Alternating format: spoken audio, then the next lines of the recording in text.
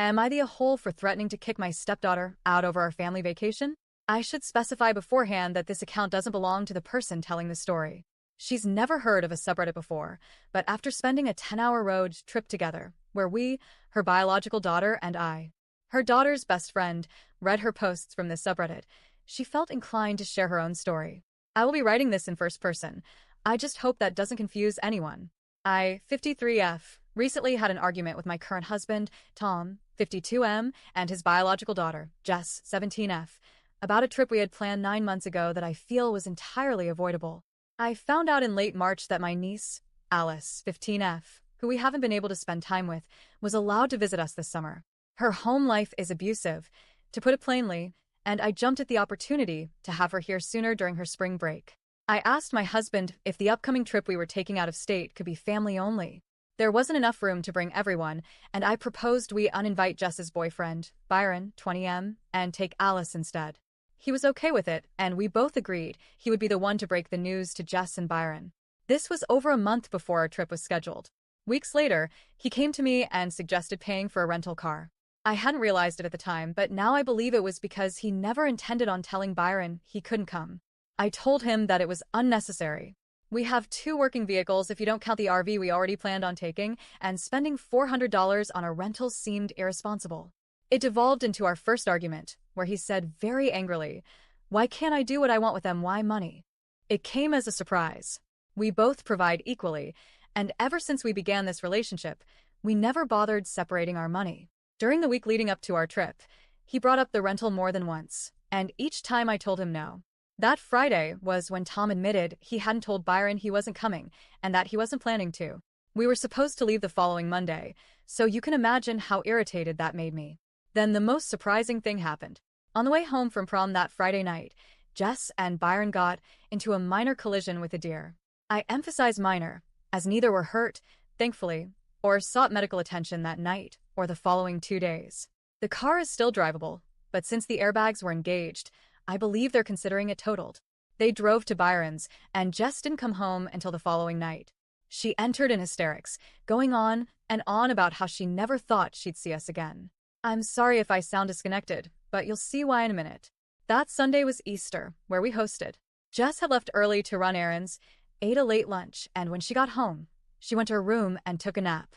I cooked a massive meal for this extra special occasion, as Alice was given permission to see her biological father, my brother, for the first time in 9 years as long as it was under my supervision. Tom called Jess down to eat with us, waking her from her nap, and she begrudgingly joined. As she came down, she loudly announced that she wasn't hungry, which I don't necessarily find disrespectful, but the way she said it irked me. She has had previous issues surrounding her behavior and entitlement for months at this point, and I think it was finally getting to me. Tom told her she could just sit at the table then, and, again begrudgingly, she obliged. She made a few rude comments here and there, snapping at her father when he offered her a deviled egg by saying, "You know I don't like eggs."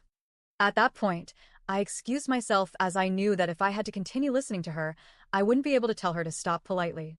What happened next was witnessed by my daughter, Emily, 18F. She listened as Jess began to talk about how Byron probably wouldn't be able to come to the trip now that he needed to speak to his insurance. It was immediately followed up by her complaining about the minor injuries she sustained from the accident, bruising on her stomach from the seatbelt and back pain, which turned into her saying she needed to see a doctor and that she wanted Byron to come with her. Alice and I were hanging out in the master bedroom when Emily came to find me, repeating the things she heard and telling me, I think she might try to get out of the trip. Not only did I agree, but I found it suspicious that her injuries only bothered her now that her boyfriend wasn't able to come. As Emily predicted, only an hour later, Jess told Tom that she wasn't going on the family trip now that she wasn't feeling well. On top of being upset already, since Tom had told me that morning that he never canceled the rental car, this was the first time in 2 years Emily would be with us for family vacation, and I just wanted it to go well. My disappointment perpetuated my anger, and after Jess and Emily returned to their room, Tom and I began arguing again. I came into the living room to verify with Tom that Jess had just canceled less than 24 hours before our trip began, and he confirmed. His despondent and uncaring attitude toward the situation only made me more pissed. The way he let her walk all over him only perpetuated her entitlement, and he refused to put his foot down. I began to loudly complain about her to him, saying things like, "Who just cancels on someone like that?" It's selfish and shitty. There's no reason she can't go. And if she really needed to see a doctor, she could go early in the morning and we could wait for her. I told him that this entitlement was getting out of hand and that he needed to be a parent. In a way, I wanted her to hear what I was saying. That's when Jess exited her bedroom and from the second story loudly asked if I was talking about her. I'm no liar, so I said, "Yes, of course I'm talking about you. Who else would I be talking about?" And reiterated everything I had said to her father.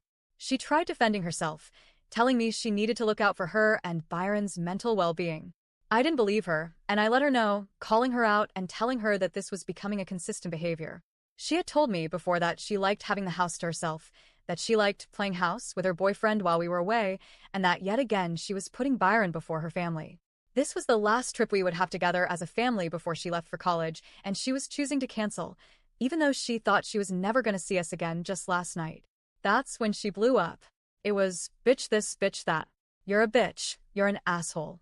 At some point between berating me, she asked if I wanted her to leave, and initially I said no, but then she just continued. She just kept going on, and at some point it broke my resolve. I retaliated. I told her if she was going to speak to me like that, she could get the hell out of my house. That's when Tom stood up, now angry at me. Not his daughter, me. He was completely silent up until then, happy to just watch until I tried to do something about it. He then started calling me an asshole, telling me not to treat Jess that way, and implying I was in the wrong for treating the house like it was mine and not ours. I felt disrespected, and then he told me he was done with our marriage. He told Jess to pack her things and went with her upstairs to help, which was when she told him, if she comes upstairs, I'm gonna punch her in her face. Somehow, still, Tom said nothing about her behavior. I went back into the master bedroom, followed by my daughter. That's where Alice, Emily, and I stayed for 5 to 10 minutes before I decided to leave. I went upstairs to apologize, finding her in her room and Tom in the hallway. I stood in the open doorway and told her I was sorry for how things escalated, and she immediately cut me off, telling me that I wasn't sorry. I couldn't control my face, and I found it hard not to smile. I guess the attitude she had when she said it was amusing. It only enraged her further, and she pointed it out. I told her I was just waiting for her to finish and that she wasn't allowed to tell me what I was and wasn't sorry for. I said, I'm sorry for how it escalated. You don't need to leave if you want to stay here, but I never apologized for the things I said about her behavior. She told me, why would I ever want to stay here again?